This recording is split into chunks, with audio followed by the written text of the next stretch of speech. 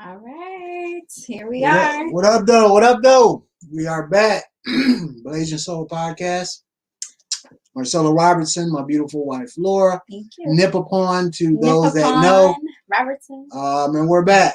Once again, we are here to discuss current events, talk about what's going on, kind of shed light into minority community leaders, role models, small business owners, have a little fun, and dispel the rumor that there are no role models in the minority communities. Today is Veterans Day, so we'd like to start out by saying to all the veterans out there, thank you for your service. Happy Veterans Day. Blessed and peace to you and your families. Definitely. I guess we can get a few things out the way. The election has kind of ended. Biden won. There's a lot of confusion and hysteria right now. Looks like there's going to be some lawsuits to be checked over. But for the most part, everyone kind of realizes that Biden won, and by a pretty decent margin. I don't know how you feel about that, which side of the fence you come in on. But I can say that I believe that with everything's going on, there was time for change. Status quo wasn't going to work.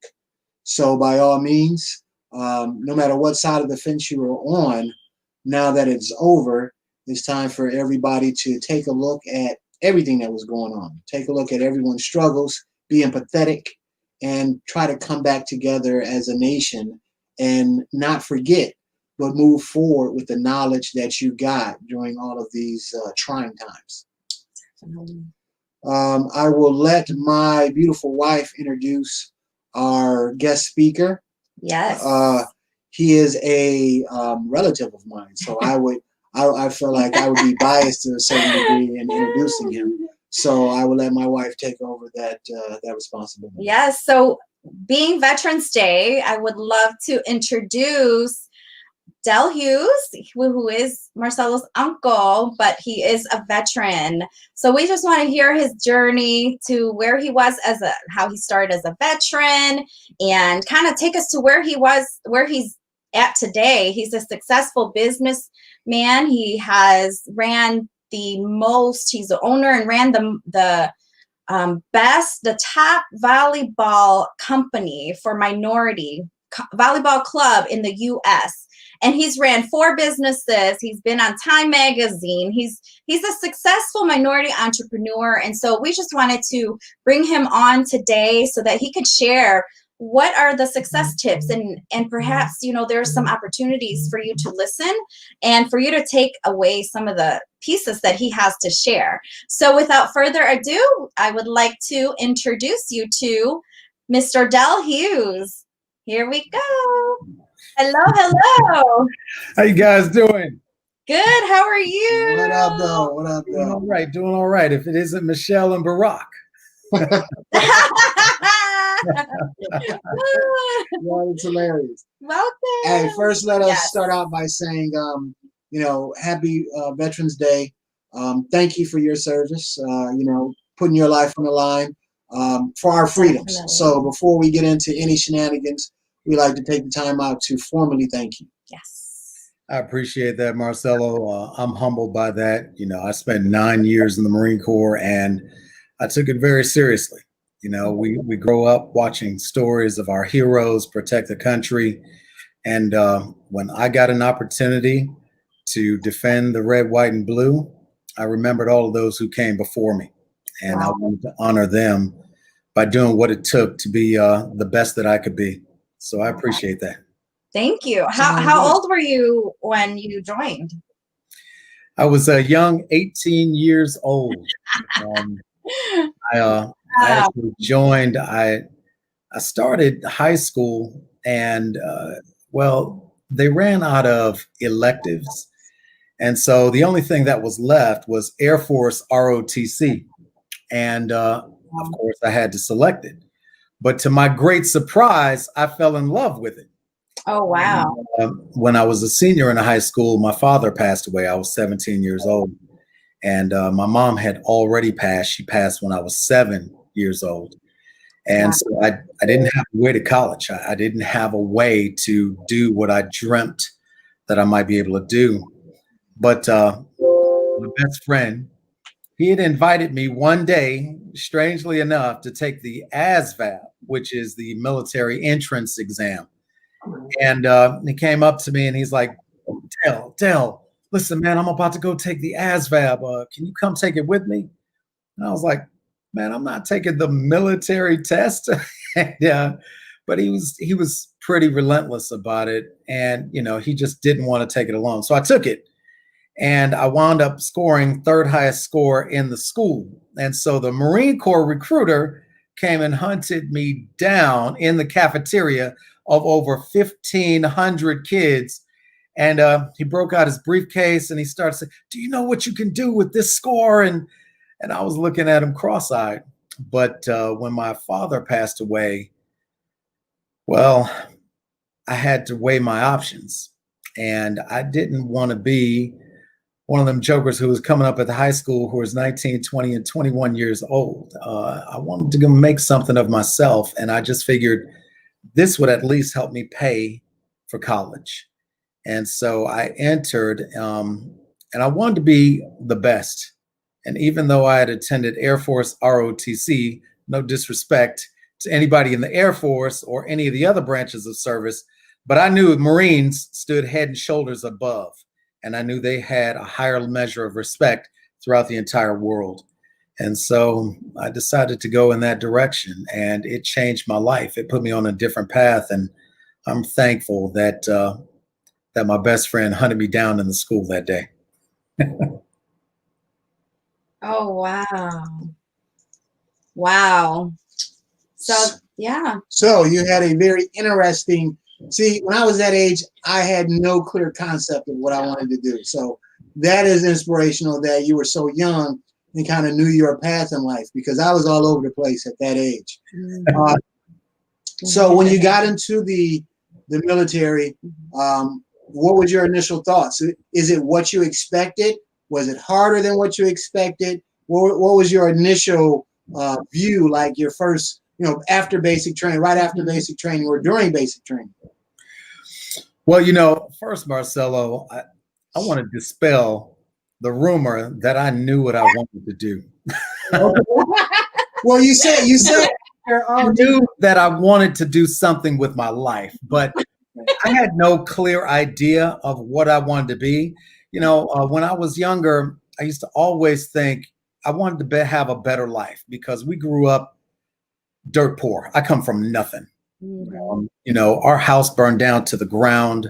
We were on welfare. I remember being so hungry one day that I was praying I could find a penny or a dime or a quarter on the ground. Because, in the grocery store, those little machines that you twist knobs and you get I remember back in the day, we used to get cashew nuts and food, And, I was just hoping that one day, as I was walking home, I could find something. And that was the day I found out you could fry flour, because when I got home, all we had was a quarter stick of butter in the refrigerator and about this much flour.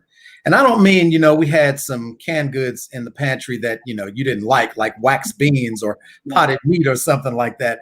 That was all we had. And so what I did was I took some water and I made these little balls with the flour, and I put some butter in a skillet and I fried it up.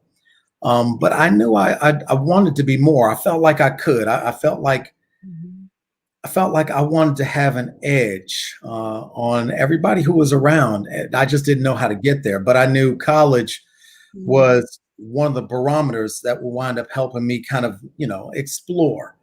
And no one in my family had ever been to college.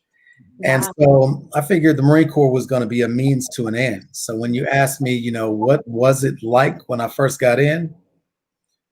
Well, brother, it was the Marine Corps, so it opened my eyes immediately. But I enjoyed it. I came in knowing it was going to be probably tougher than anything that I'd ever done before. But I also figured I could handle it. I had a lot of faith And I just figured, God's hand was on my life, because there's no way I should have even beat the odds growing up in Detroit, with all of the hurdles I had to overcome. My father was a gambler, and he was very rarely even on the scene. And my mom had already passed away, and to God be the glory, my father's girlfriend helped raise me. But the hurdles you overcome being on the street in Detroit, it's a lot like you might see on television. Right. And, there's no one around who could really, and I salute you guys for showing that there are those of us out there who are capable of being role models, who are not just rapping or not just being an athlete. And although those are legitimate roles to play, there's more. Right. I wanted to be the guy that everybody needed, but nobody really knew who they were. I wanted to create like the caps on top of toothpaste, wind up, those little, the plug on a tire. Yes. I wind up making those or something like that everybody needed this product, but nobody had any idea who really made it. I didn't know how I was going to get there. And the Marine Corps, I knew it would add a sense of discipline to my life, because although when I decided to put my mind to something, I was relentless, I thought I was lazy. I thought that I really didn't give things my all unless I enjoyed it. If I enjoyed doing something, then I went after it. And luckily, I was smart enough to get by in school. I was smart enough to be on the honor roll, because I would be too embarrassed to get Fs. Right. But if the subject didn't really turn me on, I didn't believe in homework back then. I did not believe in homework. I felt once I left the school, I was done with school. Right. It was all of us. Well, not all of us. Then you like school, though. To a certain degree. And so I was lucky enough that I had great recall and I could get by, because I did pay attention when it was time to pay attention. But in the Marine Corps, that kind of, it does reshape and remold you in a big way. Because even though I thought I was tough enough to get by on the streets of Detroit, it's an entirely different experience when you're surrounded by training exercises where you got practice grenades going off left and right. You're firing real weapons all over the place. And I was blessed to take the path that I had when I got in the Marine Corps. When I first got in, I was a graphic illustrator. Because in high school, I went to Highland Park High School in Detroit. I was really good in graphic arts. I was walking down the hallway once, and you remember you used to have a hall pass to walk in the halls? Yeah. Well, I remember seeing the fine print at the bottom that said, printed by the Vocational Graphic Arts, room 208. And I thought that was really cool. So I went to room 208 and I saw what they did, and they were printing. I know you had a young man on here not too long ago that was designing his own T-shirts, as a teenager. And that kind of thing really, it appealed to me. It was impressive. And it was something different than the norm, being able to make designs for invitations or T-shirts or newspapers. And I got to be really good at it. And God, again, kind of pushed me in that direction. And that's what I did when I first got on the Marine Corps. I had an opportunity to become a photographer. I was an anchor on the base news program for a while. I became a rifle and pistol instructor, which I absolutely loved. We'll have to come down and take lessons. Oh, absolutely. Especially now. Definitely. Without a doubt. But I finished up in purchasing and contracting, which, for people our generation will remember the news stories where the military would pay $25,000 for a hammer and, 14 grand for a chair. Well, I was the guy in charge of purchasing everything from the base, everything from pens and pencils and office supplies to huge super fill tires for those giant earth movers that you see, and everything in between. And I thought that would make me more marketable once I got out. Mm-hmm. And it was an elite MOS, or it was an elite job inside of the Marine Corps. Only 100 Marines in the entire Marine Corps were even allowed to do it. But it also showed me something at a young age for both you guys, Laura and Marcella. It showed me that I could never have a desk job, never, because I was either on the phone or on the computer all day long, purchasing things. And I felt like I was dying a slow death. And I decided no matter how much it paid, which was generally about $80,000. I got out of the Marine Corps in 1994, and $85,000 would have been huge. Huge money right now. Yes. Yeah. But it just was not for me. Mm. Mm. So after you decided, and a lot of things ring true with what you just said. Number one, my wife hears stories of me talking to my friends about us growing up in Detroit and, some of the situations that we've been in, things like that, just reminiscing. And she's just like, was Detroit that bad? And I tell her emphatically, yes, without a doubt. I love it. The D is where I started my path on becoming a man. But nonetheless, Detroit is Detroit, It is. It is. I'm sorry, go ahead. Being here in Atlanta, and Atlanta is a great southern city, and it has its share of crime, but it's nothing compared to Detroit. In Detroit, literally, there would be a new person who had been shot on the 7 a.m. broadcast of news, the 11, the 12, the 5, the 6, and the 11. Here in Atlanta, if somebody gets shot, it's on the news for a week. And it's entirely different. If I wanted whatever I wanted, I could get it just by asking. Anything from socks and t-shirts and gym shoes to a car, down to the make, model, year, and color. Yes. If I had enough money, I could get it.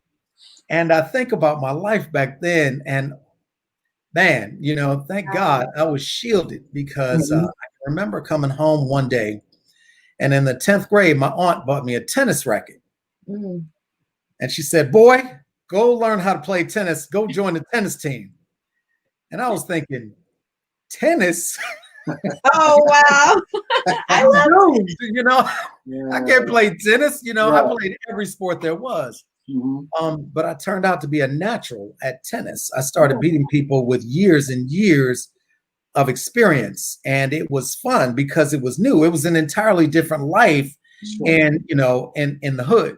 And I certainly grew up in what qualifies to be the hood. Right. But I started playing tennis, and I came home one day from the park, and there was a friend of mine. His name was Dennis. Dennis he's dead now. He was killed at 16 years old. But I came home and I was riding my bike, because I used to ride my bike everywhere I went. And he called me, my first name is actually Delroza, but my friends never pronounced it right.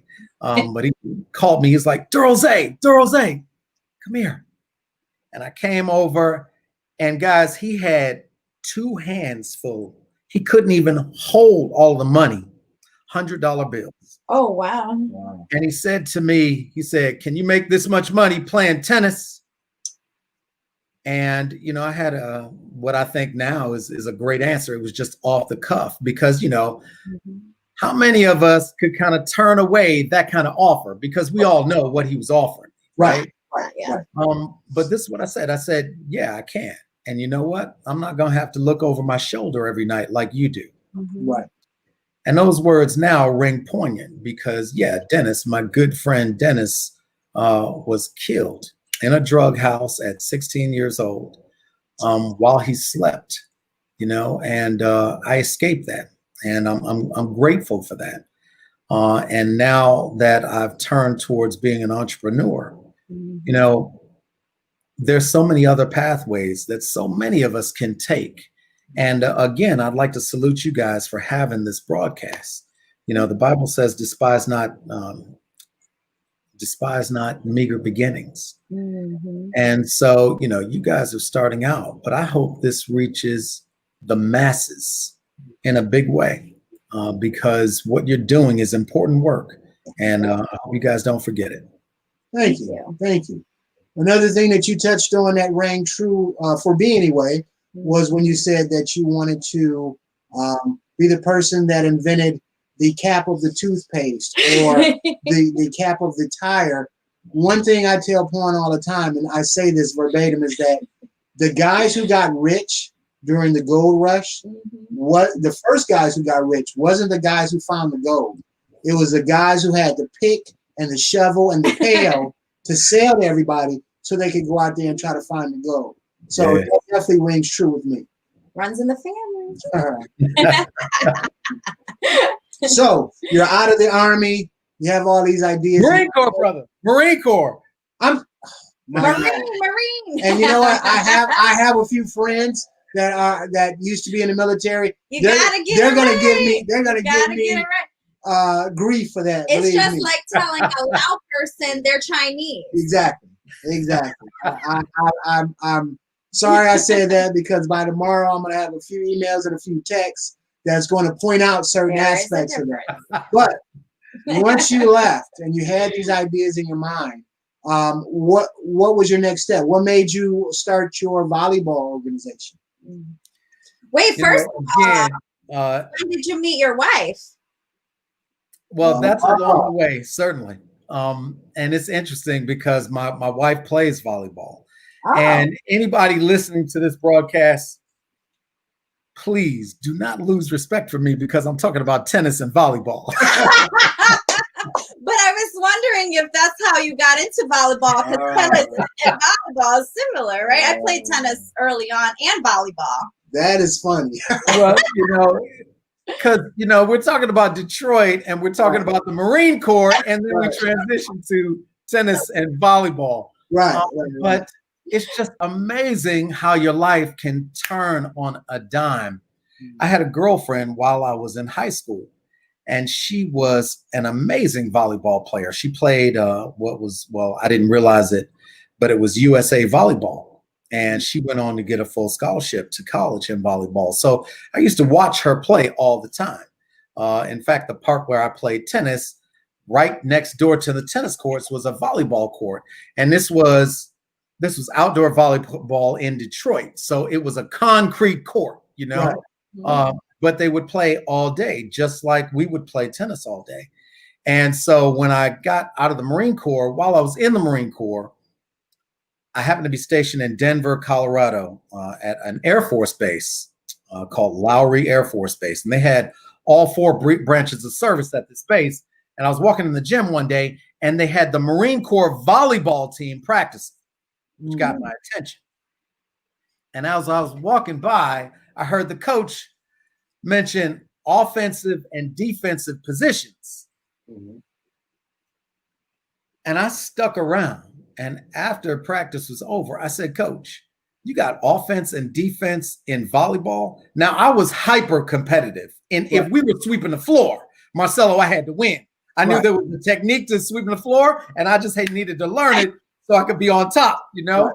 And, you know, I always played volleyball at picnics and family reunions, stuff like that. But I wanted an edge, you know, I wanted a competitive edge over whoever I was. And so he taught me, and the things that he said made so much sense. And so I got transferred to Hawaii. And Hawaiians play volleyball kind of like blacks play basketball. Any level, every gym, no matter where, what day of the week, you can find a game. And I started dating a young lady who played at the University of Hawaii. And at the time, they were ranked number 2 in the country. So when I would go and see her practice, I started playing volleyball on the base, and I'd already been a coach for tennis, and they asked me to coach the Marine Corps, not the Marine Corps volleyball team, but the team there on the base. And I just started duplicating what Dave Shoji, who was the head coach at the University of Hawaii at the time, I just started doing what he was doing. Naturally, we began to slaughter people. And I got better in it. And I went from base champion to all the way to just below Marine Corps, the all Marine team, which there are a couple of different levels. You play on base, you play regionally, then you play East Coast, West Coast, and overseas. And then they bring the best from those three entities, and then they select the all Marine team. Well, I made final cuts for that. And so volleyball was just a part of my life. I began to officiate. And that's, Laura, is how I met my wife. Because in Hawaii. Yes. Actually, I didn't meet her in Hawaii, but that was the path that led me to meet her. Because my last duty station as a Marine was Albany, Georgia, Marine Corps Logistics Base in Albany, Georgia. Now, you guys remember that show, Family Matters, with Urkel? Oh, yeah. Oh, Urkel. Yes. All right. So when I first got transferred to Albany, Georgia, the mother from that show, Jo Marie Payton, she used to hold an annual celebrity volleyball tournament. And when I first got there, I saw a poster somewhere in a restaurant and it said volleyball tournament. And so I called and I asked if I could bring a team from the Marine base. And they said, yeah. And so I gathered up some Marines and we went and we won. Wow. And so the coach there at the time, he asked me if I could come back Monday during lunch. And I came back and he sat me down in his office and he said, you know, it's clear you know a lot about volleyball. I'm a basketball coach, but I hate to lose. How would you like to be my assistant coach? Now, at the time, I was 28 years old. And I was thinking, hold on. You want me to be the assistant coach on a collegiate women's volleyball team at an HBCU? So what's not to love, you know? Right, and I got this too. So I became the assistant coach and I gave it all I had. And at the time, there were 14 teams in the conference. Albany State was dead last. And it's a lot of the schools that you guys recognize, Tuskegee, Spelman, and, you know, a lot of them. Yeah. But after year one, we got third. Oh, wow. For the next 3 years after that, we got second. And there was one team we could never overcome, Alabama A&M. They went on to be Division I because they were amazing. But after that, I left, and then Albany State captured 10 consecutive conference championships.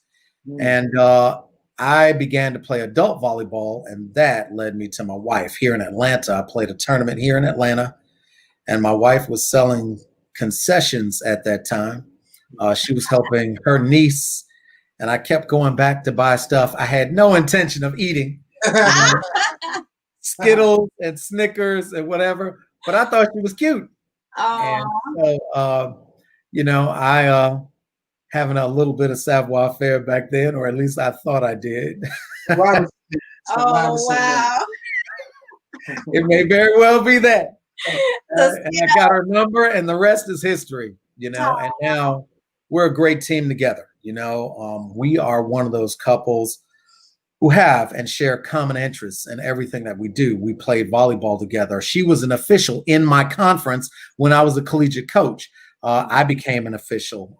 We wound up now just about every entrepreneurial venture we've gone in together. And I got to tell you, it makes for a smoother relationship when one of us is not out late all the time, having to come home and coax and soothe the other because we've got a dream. We were coming home at the same time together, and we were pursuing a common dream. And that was, again, I think God's hand on my life. Awesome. So you said your entrepreneurial ventures. What did you guys start out with? Where are you guys now? Kind of give us a background on your entrepreneurial ventures that you've done and you're doing now. Excellent. So when I first got out of the Marine Corps, I decided to take up real estate. Now, my wife was a computer programmer, and I moved here to Atlanta, and I went and got my real estate license, and I started to do that, but I did not like it at all. One of the things that I hated about real estate was that I began my day when everybody else ended their day. You Right. know, you Right. got home, now I can take you to go and view homes. And I didn't consider it to be difficult work. I would pick up the phone. Hey, you interested in buying a home? Hey, you interested in buying a home? Hey, you are? Great. My name is Del. Let's schedule a time to go and see a home. Mhm. We go see a home, write up a contract, bam, $4,000 check. Right. But I hated not having my own time. Throughout the day, it was difficult even doing things, and because everybody else was at work. So you could only make a finite number of telephone calls. And then I wanted to be playing volleyball when everybody got home. Right. And so I didn't do that for very long. And a friend of mine in the volleyball world had a friend who was starting a business magazine here in Atlanta. It was called Business to Business Magazine. Hmm. And she had some experience out of North Carolina. She decided to do her own thing here. And what she wanted was a Black male to come on board with her, because she said there were none in the state, not one in the state doing that type of work. And we had a mutual friend. He recommended me. I interviewed for it. They hired me. And it was interesting because now I was in this world of going to talk to executive VPs, CEOs, marketing managers for here in Atlanta, at the time, we had 430 out of the Fortune 500 right here in Atlanta. And so I became well known because everybody wanted to get into the magazine, and I was selling them advertising. It took me a year to make my first sale, and I was on pure commission. And when I first got out of the Marine Corps, I was when I was in Albany, I started waiting tables at Red Lobster just to make some extra money. And when I got transferred up here to Atlanta, I just found out, where's the best tipping Red Lobster? And I found the number 2, which wasn't too far from where we lived. And that's how I was living. But I was earning at the time, I was earning anywhere between $400 and $700 a week, which was enough for me. And because, I never had an ego. I never needed the best of the best. I just wanted to be able to get by. And if I wanted the best, then I wanted to be able to work for it and then acquire it, But I wound up getting that job, and I eventually became the advertising director. And, at that point I was salary plus commission, but it really taught me a lot about business.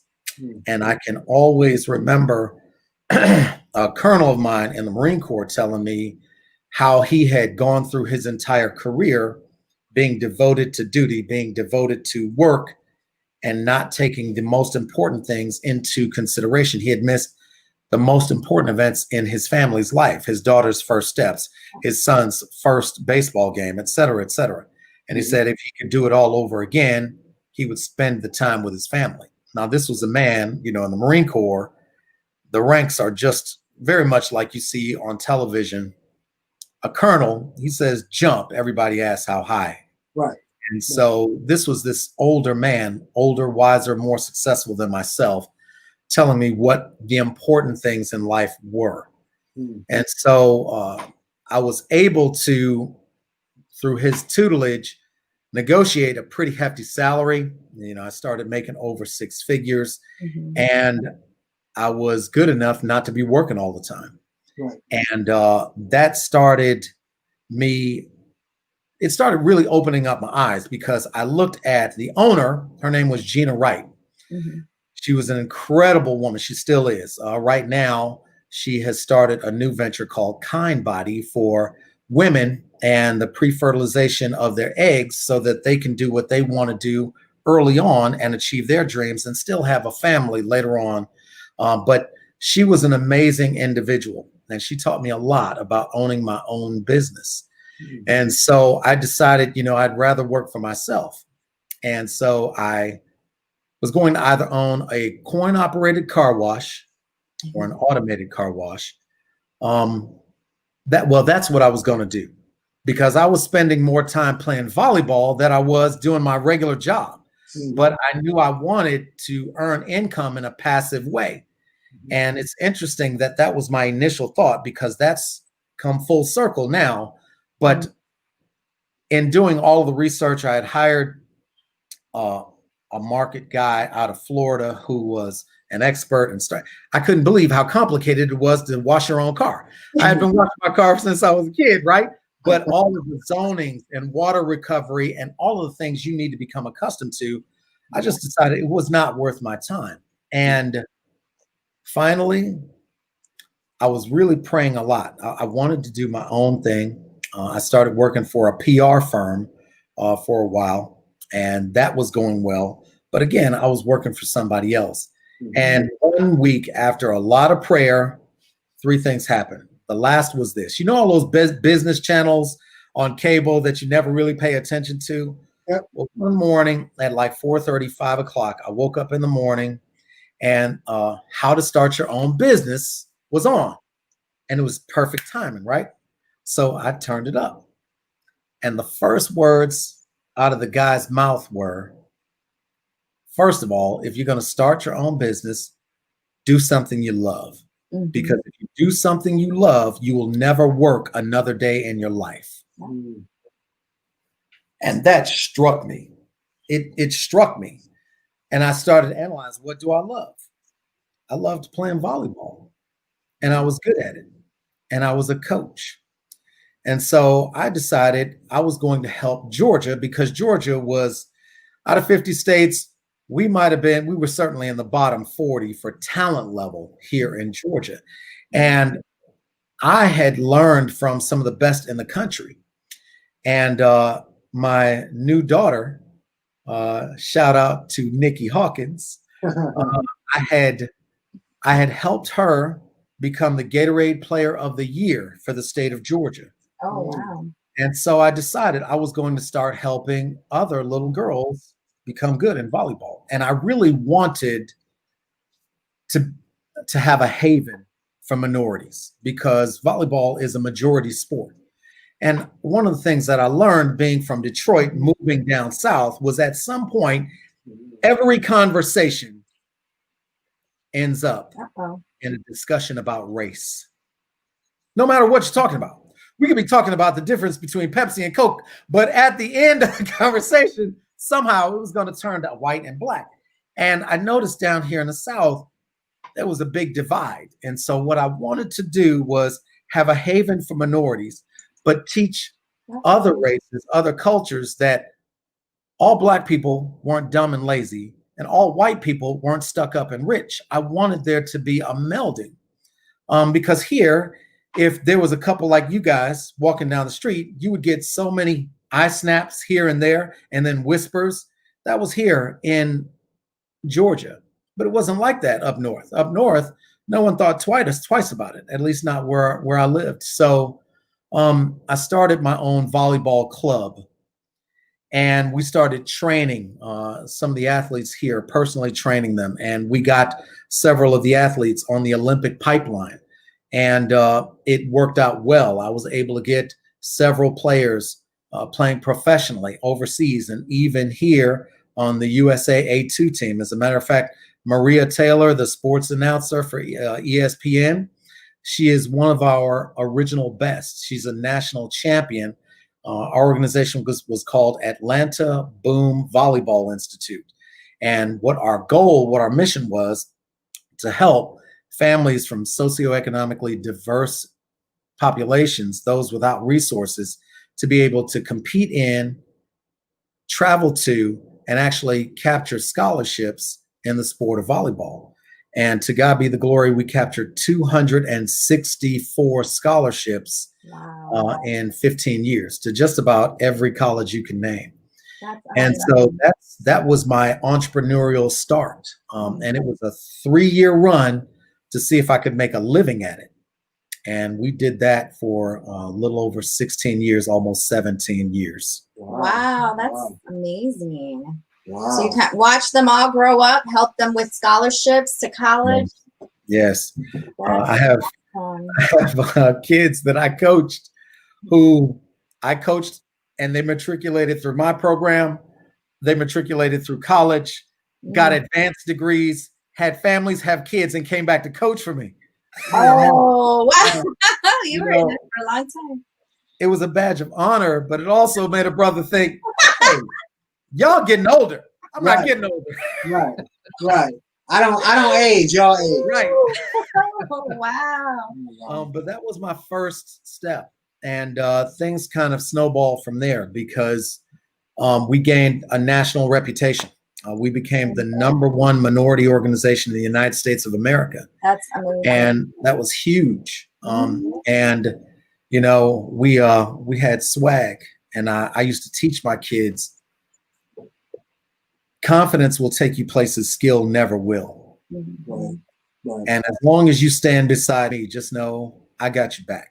And with my wife and I being double national officials, we were on the board here in the southern region, which includes Tennessee, Georgia, and Alabama. We had a lot of respect in the realm of volleyball nationally. And with my own daughter, just about every Division I college in the United States wanted her, so they knew me. And it gave us a springboard to help these little girls get scholarships, because, you know, the #1 hurdle in obtaining a scholarship is getting in front of the decision maker, getting in front of the head coach. And I could pick up the phone and I could say, hey, Laura, this is Del Hughes in Atlanta.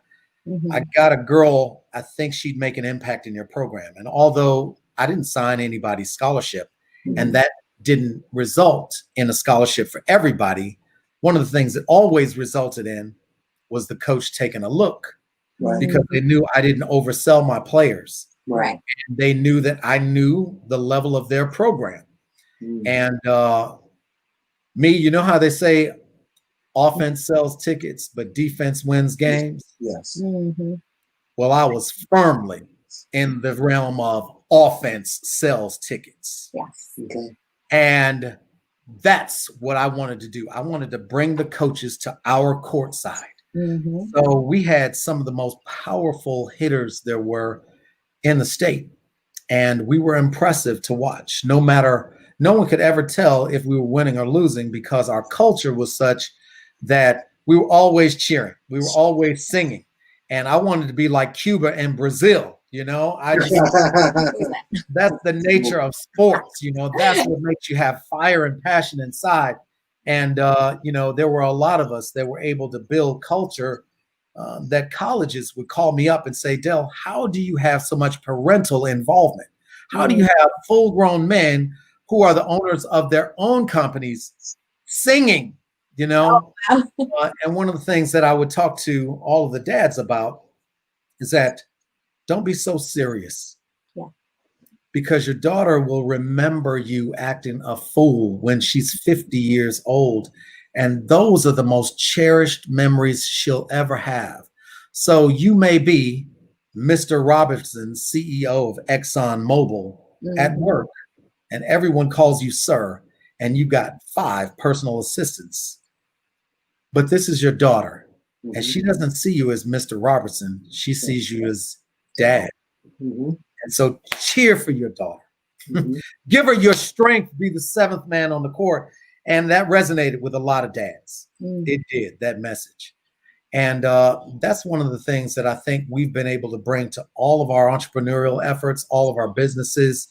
Culture is because culture will kick strategies butt every day of the week and twice on Sunday. It doesn't matter how good you are technique-wise. But if you have a culture that's inviting to the people that work alongside you every day, they love coming to work. And that's the most difficult hurdle to overcome for any owner, finding self-motivated employees that you can depend on. But when you make it a joy to come to work, you don't have to worry about your employees. They have your back. Right. Definitely. And I can definitely sympathize with the biggest cheerleader for your kid, because I coach my son as well, oftentimes in basketball, and we've won our division the last 2 years. But Maybe I'm a little bit too involved because I coach those guys. We have a great time. They love me. I love them. But I'm the guy who will get kicked out by a ref. Okay, that's just who I am. If I see something, I have to point it out. I point it out in a respectful way, but I point it out nonetheless, and I will continue to point it out until it's viewed by the ref. So with the kids, I am, super coach. Let's have fun, pizza party. But when it comes to the coaching aspect, I'm dead serious. Mm-hmm. And Marcelo, those kids, you always remember your first toughest coach. Right.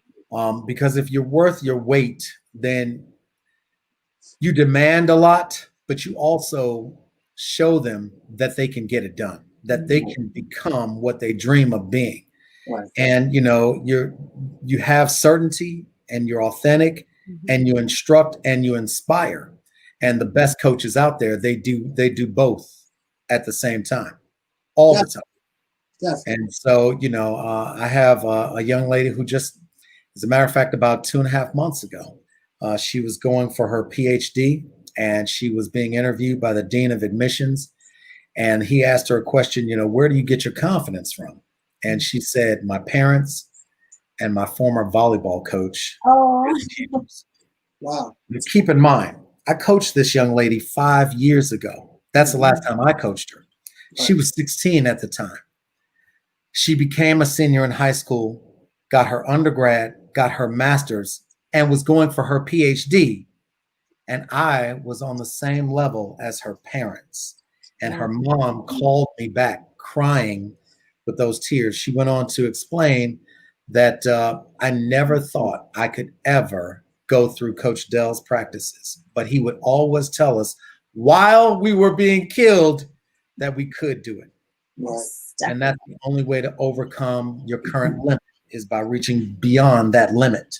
Sure. And I was there to help him. And, that was, man, you're talking about touching your heart. Wow. No doubt. That'll break you down right there.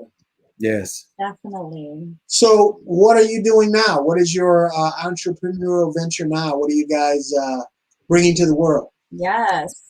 Well, we're still helping kids in third world countries. We're traveling the world. We're getting paid to do that, and we're teaching people how to do that. And then we're also dealing in a brand new effort that is absolutely taking off. And I'm excited about that, but I will talk a little bit about our travel effort. I'm with an organization called Dream Trips. And they are, exactly as the word might exclaim, providing trips that you never have to pay any attention to. Everything's taken care of for you. They pick you up at the airport in a limousine or $1 million coach bus. You're not allowed to touch your luggage, and everything is turnkey, and everything is 4-star or higher. I've been to, with my wife and my entire family, Dubai and Greece and Puerto Rico and every island in the Caribbean, St. Lucia, every saint down there. That sounds amazing right now. Yes, Cuba and the Sugar Bowl, just a lot. And it put our life on a different path too, because I talked about having passive income earlier. I learned after working for so many years, while it's impressive that I was proverbially at the top of the food chain, it was my signature on the bottom of every check. It sounds impressive, but it's not everything you might think it is. It's a lot of responsibility. It's a lot of pressure. And about 5 years ago, I was 48 years old. And I said, you're about to be 50. And if you don't change how you make money, you're going to be grinding the same way you were when you were 30, 35 years old. And I just didn't want that. Right. And, now I'm able to travel the world and get paid for it. Man, which kind of leads me to, didn't you want to make an announcement, Laura? I do. So I wanted to show you guys a quick video of the travel company that Uncle Del is on, just a little bit. And Give me a second here. Let me find it. Hold on. 1 second.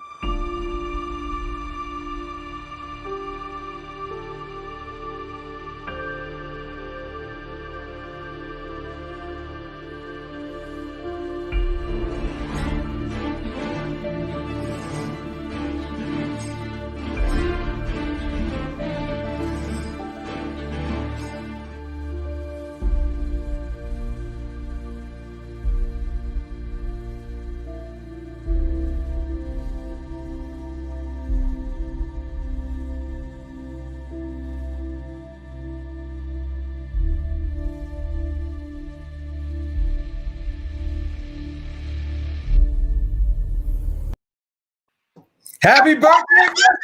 Whoa. We're going to Egypt next year. Whoa. It's all done. Whoa. Wow. Brother, we are all going to Egypt for your birthday. Wow. Yeah. That's a dream of mine to go to Egypt. That is like, that's on my bucket list to go to Egypt. So that is amazing. Happy is amazing. birthday. I am outdone right now. Happy birthday, baby. Share a Happy little bit birthday. about You the deserve trip. it. What's all included? Oh man, we're gonna wind up doing so many things on this And trip. guess First who- of all, we'll and see tell the them who else pyramids. is coming. You know, say that again, Laura. Tell them who else is coming? Well, we got the family is coming, brother. We got Miss Bonita coming. We got Miss Shirley. We got me and Arlene coming. And we're gonna wind up seeing the pyramids. We're gonna wind up going down the Nile. Wow. It's gonna be a trip of a lifetime, brother. We heard that it was on your bucket list. Yes. And family takes care of family. Yeah. So That is amazing. everything to Laura. She put all of this together. She leaked everything. She has held this trip under her head for a couple of months. Yeah. And it's been killing her, not to tell you. But yeah, she's responsible for the whole thing. Wow. I'm speechless right now because she knows. I went into an hour-long dissertation one day because she asked me, "You really want to go to Egypt? Why?" And then the floodgates just opened up. It was an hour-long speech about why I need to get back to the motherland. So yeah, that is already amazing. booked. I gotta say thank you. That is 4 days in Egypt. Wow, Everything's planned out. wow. Tour, everything. And it was when it came on Dream Trips, I just couldn't pass it by.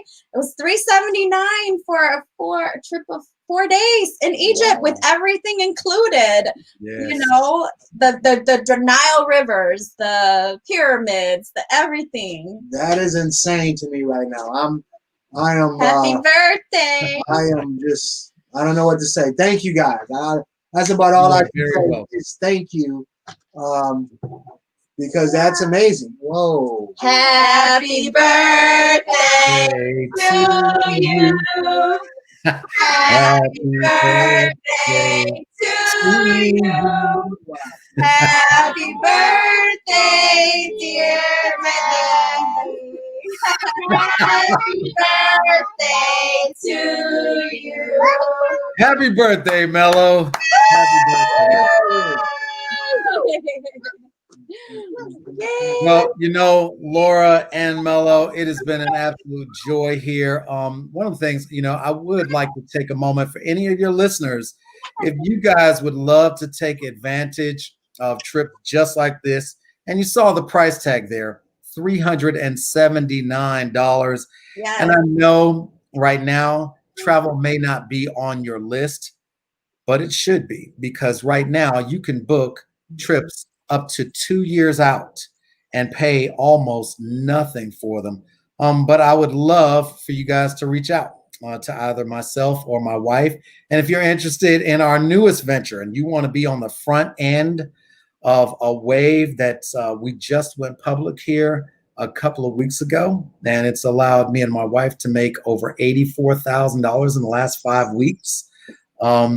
reach out to us. I would let Mhm. me go out there and put that plug out there shamelessly. But brother, I'm looking forward to us heading to Egypt together. It's gonna be amazing. That's insane. Huh? And your newest venture, you made 67 grand, right? Or now it's Now, higher now. since the last time I talked to you, it's over $84,000 In 3 weeks. In 5 weeks. 5 weeks. 5 weeks. 84 So, grand. yes. So you'll be treating us out there in Egypt. So yeah, just saying. I am amazed, man. I don't know what to say right now. Have your people talk to our people. There you go. Yes, There you go. definitely. Yeah. Definitely. I am amazed right now. Man, first of all, let me say once again, happy Veterans Day. Thank you for your service. Secondly, I'm going to say, man, thank you for an amazing gift. That is, you do not know how long I've wanted to go to Egypt, and that's serious. That is no joke. It is. He's been telling. Look, it was 5 years ago when we had the conversation, and I said, what is a dream of yours that you've ever wanted to accomplish, like on your bucket list or whatever? And he was like, man, I would love to go to the motherland. I said, where's that? Where's that? First of all, where's that? And that's when he was like, what are you talking about? Where's that? I want to go see the pyramids. I want to, The and Valley I of was the like, Dead, all of the miraculous things that is in Egypt.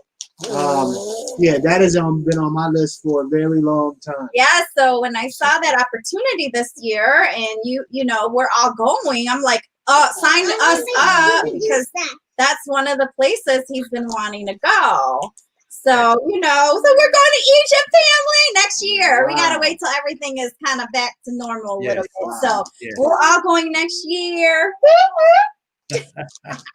Insane, man. I don't know what to say. So it kind of worked out, babe, to where Uncle Del was kind of a little bit of my ploy to help deliver this message to you, being that it's Veterans Day and being that we want to celebrate him as well. So I thought, perfect setup.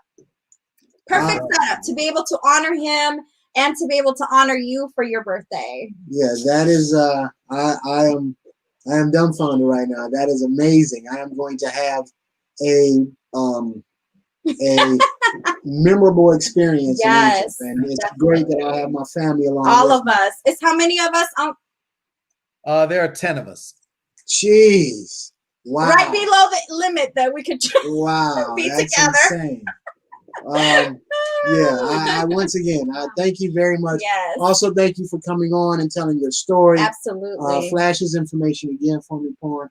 If anyone has needs of his service, or to be honest, needs to talk to someone who has been through it all and can put you in the right direction when you're starting a new business or trying to be an entrepreneur, Del is the person to talk to. Absolutely. Thank you very much for being on our show. We'll definitely have you back. We're going to have a couples podcast one day that's going to have like games and men versus the women. And, that whole Family Feud type atmosphere. So we would love for you and Arlene to come on and be a part of that as well. Definitely. Any final words you have, words of wisdom, words of success for our audience? Well, first of all, it's been my great honor being on the show. And one of the things, if I had to lend any advice out there to anybody, no matter your age, no matter your educational background, if you would like to become an entrepreneur, you start with faith. And that's the foundation that will enable you to succeed. If you get with people who are willing, and there are many of us who are willing to become a mentor, give you tips, and help you achieve your own dreams, because I have an abundance mindset. There's enough money for all of us to make out here. And we don't need to hoard and covet information. Information should be shared. And in our community, if those of us who have been able to become successful share our experiences, it'll help you sidestep a great many pitfalls on your way to becoming just as successful. So again, I thank you guys for your platform, and I honor you guys for everything you've done. Have a great night, guys. Thanks again. See you later. Awesome. Thanks, Uncle Del. You're welcome. Bye-bye. That was awesome. That's amazing. That is amazing. You know I couldn't You want to eat it? keep it for me That and is Dad. amazing. That's amazing. Yes. That is utterly amazing. Mhm. I don't know what to say. But How'd you like that face swap? Yeah, that was fun. You've been working on this. I've been working on it for a while. I have. But it is a testament out there to all of you married guys, as well as you guys who are not quite there yet. But a good woman can go a long way in life. Not only talking about spoiling you with this trip that she's given me, but also encouraging you in life and your endeavors. Quick story was I was at one company as a marketing manager. I was traveling overseas and stuff like that. So the perks were pretty good, but there was more money to be made out there. And my wife was like, with your experience and your education, believe me, you can get a better job with more responsibility with a bigger company in a second. And went out on a limb because of her prompting. And, now I'm at a $800 million company that is international, the top of their industry, and I get to travel to great places still. So definitely a good woman is something that you might take for granted, but it is one of the best things that you can do in life is find that one person for you, and I think I have. I appreciate you, and I thank you for the gift. It was amazing. And believe me, we're gonna have some fun. We are gonna have some fun. Believe that. Other than that, guys, thank you so much for being here with us, having us be able to tell our story, be able to tell Del's story. Once again, be able to highlight individuals, not just entertainers or not just people who are on TV or celebrities, but also people that are in your community that are making a difference, that are more than just a pretty face on TV, and that actually puts in the work to make your particular community better. With that, I would say thank you. Thank you. Goodbye. Say goodbye, Lo Solo. This is Marcelo Robertson II, my first boy born. Yes. Say bye-bye. Bye. Deuces. See you next week. Same time, same place.